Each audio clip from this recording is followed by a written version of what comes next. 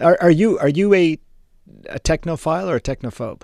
Neither really. I think because of my generation, I didn't take automatically to social media, and I still am very wary of it and have suspicions of it. But because I am a scientist, obviously, by virtue of what I do, it's part of my life. Are you suggesting you're wary of it because of your age, because you did not grow up with it? Because of my age, I'm used to hugging people and living in 3 dimensions and using all 5 senses and interpreting body language. Because of that, I feel very sad when people seem to communicate or put a premium mainly on how many so-called friends they've got, when really the friends are like some kind of Greek chorus who comment and need to be appeased and impressed and so on. So I think I'm worried a little bit about this generation, perhaps, that are uncomfortable in face-to-face communication because it's not an easy thing to do. And the less you do it, the more aversive it becomes. And I think about this as a person like you who's very interested in the brain, but also as a father of 3 teenage daughters. Great, that's the critical time. Yeah, and I think that this is a very common conversation that we have around the dinner table and otherwise. But let me just back up for a second and just ask a little bit about you. First of all, you're a baroness. I'm a baroness.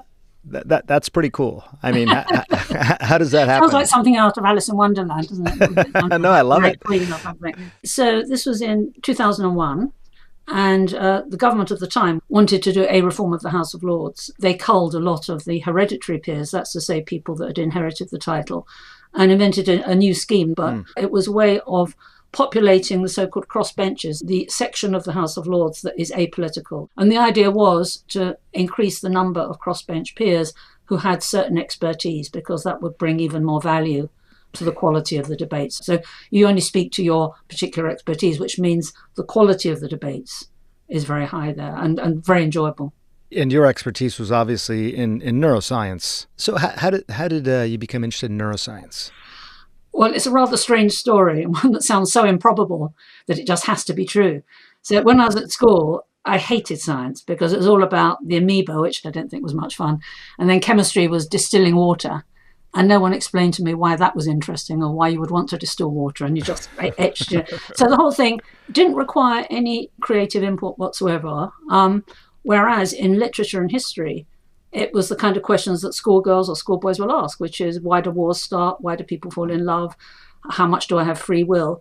Those questions I found were more tractable, actually, to neuroscience than they had been to the classics. And in the brain, that's a very useful thing, because the more you learn, the more you realize you don't know. And you have to ask very basic questions and challenge dogma. Yeah, and it's interesting because usually the people that are asking those questions are asking the questions everyone else is afraid to ask, to be quite honest, I find when I'm sitting in these neuroscience meetings. So I appreciate all that, and I love the fact that this is your journey here to neuroscience. I am really interested in this intersection between technology and our brains. Indeed, sir. Yeah. But I want to start off by simply asking this. Did you enter this discussion with some preconceived notions? Like all things, it's a story. And it's not my day job. My day job is trying to find a pioneering treatment for Alzheimer's, and that's for another day. But in the debates in the House of Lords, you speak to your expertise. And there was one debate coming up that was on regulation of child pornography sites, and this was back in 2009. So I came up with what any neuroscientist would say. What is irrefutable is the brain adapts to the environment by virtue of plasticity. And I could cite thousands of examples. I'm sure you're aware of them. The most famous one, which is now 20 years old, is of London taxi drivers. Now, London taxi drivers know all the streets of London, and they have to memorize it by something called the knowledge. It takes about 2 years. And without recourse to a manual, when they then have an exam, they have to recite off how you go from A to B. So there's a huge burden on their memory, their spatial memory. Someone with this brilliant idea, they scanned the brains of London taxi drivers, and they found that an area that relates to memory called the hippocampus, that was physically larger in London taxi drivers than in other people. And it wasn't that having a big hippocampus predisposed you to being a London taxi driver, because the difference was more marked for the longer they'd been driving. Yeah. Now that's a very simple and very famous and very old example of so-called plasticity. And so it follows, if the environment is a very different environment, then the brain will be, I'm not saying it's good or bad, but there is a shorter attention span. Yeah, I think that this idea of it being neutral, the way that the brain is changing, neither good nor bad, I think is a really interesting point, right? Because I think the default position for a lot of people is to say, hey, look, this can't be good. We're increasingly living in a two-dimensional world versus a three-dimensional world. We're increasingly talking via screen versus in person, all that sort of stuff.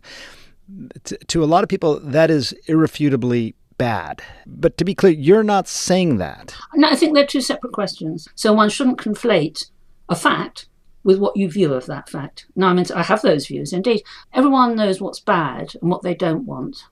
But if you say, okay, paint me the ideal society, paint me the ideal 21st century citizen, what kind of qualities will they have? And it's only when we know that and agree on that will we be able to deliver it via the lifestyle that we are engineering. Yeah. Okay. So let's continue that line of thinking, though. So I think, with regard to the sorts of qualities we would love either in our children or in our fellow man, I think for my daughters, I certainly want them to be happy, but I want them to be empathetic, highly engaged people who recognize that their time here on Earth is short, and they should be able to accomplish as much to maybe leave the world a better place than which they found it. I'm just coming up with that off the top of my head. I think the question really comes down to is technology and the use of screens and all these things, is that inhibiting them from accomplishing those goals and becoming those sorts of people? I would argue that it's a negative factor in achieving your full potential, yes. I would argue that. How so? Because I would operate on the premise that the most important thing to be is an individual who respects individuality in others, who has a strong confidence that doesn't have to share and download, that has resilience. And I can't see how not having real life experiences, but experiencing life indirectly through a screen is going to give you the resilience that the happenstance and the rough and tumble of the real world will give you. It's one stage removed. Could you say that about any time in human history when new technologies came about? Okay, well, I think there is quite a clear distinction. We think about the television, we think about the car, the machinery, the printing press even. Now, all those were great technological advances, and in their day, indeed, they received opposition, such as someone might accuse me of now articulating. But there is a really big difference. That the television and the printing press, they enriched your real life, your real three-dimensional life. The television even would be like the Victorian piano. You'd have the whole family sitting around making comments and eating their TV dinners and arguing among themselves. So it was arguably still in three dimensions. But nowadays, and only nowadays, can you get up, you can go to work, you can go shopping, you can play games, you can go dating, all without meeting another human being. So that's the difference. In the old days, the technologies enriched and enhanced people's lives, whereas nowadays, it's an alternative life. I agree that it's different. I think where I get stuck a little bit is, first of all, how do we know what that difference really causes in the brain? Because again, this is a common trope that I hear, that, hey, these two things coincided. 2005 was the advent of the smartphone, and therefore mental health problems increase, therefore one must cause the other. That seems like a dangerous sort of cause and effect relationship to make. And I think it gets at this idea as well, even going back to your cab driver example. Granted that maybe their hippocampus, this area of the brain responsible for memory, grew, became even more impressive, if you will, as the longer they were cab drivers. So that makes the case that there was an impact of them memorizing the roads and all that on their hippocampus. But at the same time, may they have pre-selected themselves for a job like that in the first place? Well, in that case, it was the longer they've been driving. And longitudinal studies, which is what you're referring to for the screen, there are quite a lot now increasing. I think it's Jean Twenge who's shown that the deficits, that what we might see as deficits, like poor school performance and so on, that does correlate, it does track time on the screen and so forth. So. Yeah, I read her book, and she's been a guest on the podcast. She didn't let her own children have a phone until I think they were going to college. One of them was totally fine with it, didn't care. The other one, it was cataclysmic because she completely felt like she was missing out on relationships with her friends and what everyone else was doing. What would you, based on everything that you know, what would you advise parents of teenagers right now in terms of their technology use? Okay, I think there's three things that we used to do in the what we could laughably call the olden days that I would suggest we all do, not just parents. One is physical exercise, and that just goes without saying. We all know that you have the endorphins flow. Whenever I go running, it doesn't solve the problems, but it means I'm across them, I can cope with them in a way. And we all know as well that exercise in both children and in older adults improves cognitive performance. So because of the oxygen going to the brain. And of course, when you're doing physical exercise, you can't be on social media. The next is reading. Now, that might seem a rather sort of obvious thing, but I think nowadays we look too much at the screen. And you know that when you read a novel, the characters have a sort of shady persona and they're real, but they're not like photographs. So that if you see the film, inevitably you always say the book is better than the film. And why is that? It's because your imagination is so powerful.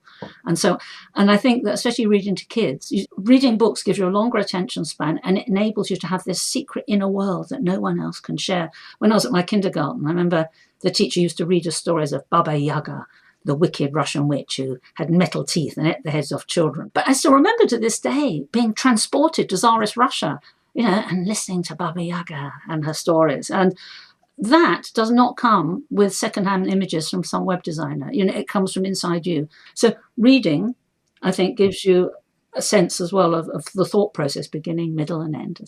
And then the third thing is eating together. You said you were sitting with your daughters last night, and I was tempted to say, and did they have their phones out, or do you do that often? Because I think eating together, and you'll know, companion with bread, is something that we've done ever since we stalked this planet as a species. Socializing is some kind of eating and drinking together. It's something human beings bond and do. And I know there's constraints of money and time for parents who don't have enough time in the day or budgets and so on.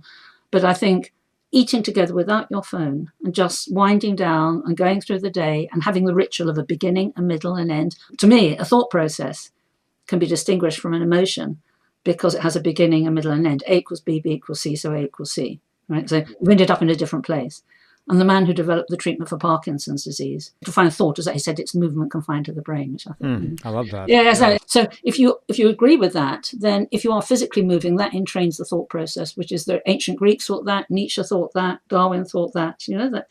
Now, I'm going off track a bit, but that is why I think rather than just sitting still, staring glossy-eyed or glassy-eyed at a screen and just skimming things with your fingers or pressing buttons very quickly, reading a book where you put the book down, stare at the wall, let it sink in, go on the A equals B equals C journey.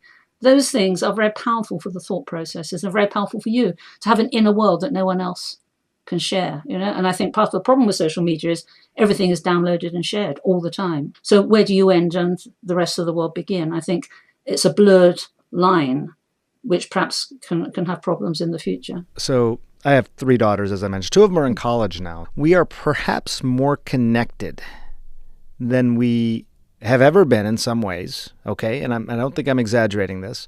And I think certainly far more connected than we would be if we didn't have some of these technological options nowadays. I go for a walk. I may have my Meta glasses on. They have microphones. I can do my phone calls on them. I listen to my music. I can take pictures. And you think that's a good thing? I like them. And so I was on my walk yesterday, and I was talking to my daughters who were on their walk in college, and we had a wonderful conversation, and we were sharing images because they can see what I'm seeing with my glasses. We can FaceTime. It really did strike me that technology in some ways, even though I prefer that they were there with me in person, but they're not, they're at college, that this technology has allowed a level of connection that otherwise would not exist. Oh, well, without doubt, I would sound like a complete technophobe if I said it didn't have advantages. In particular, I think for people that, for whatever reason, can't get out of the house, that live alone, that have decreased mobility, older people, this is a lifeline, and it would be silly to deny that.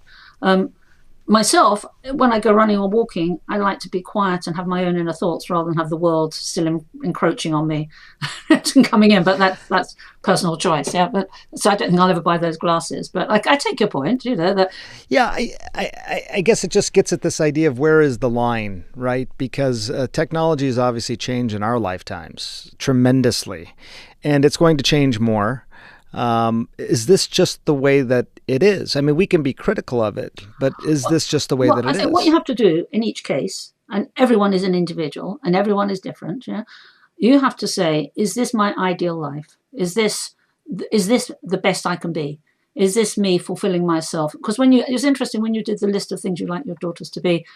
If it had been me, I would have said to be fulfilled, to have a sense of fulfillment, which is the loveliest thing and a great privilege. Now, I think you ask yourself, how much is this technology inhibiting or enabling me to have the best kind of life I can have? And that will vary clearly from person to person. But I'm sure a great factor in fulfillment is interacting in the real world rather than escaping from it through a screen. Again, fundamentally agree with you. I think what I grapple with a little bit is even if you look at colleges and how they are teaching now using technology, encouraging people to seek out sources in a way that we never did. What is your thinking on that? I feel quite strongly. I did teach medical students at Oxford for about 15 years, so I feel I have some experience I can comment on this.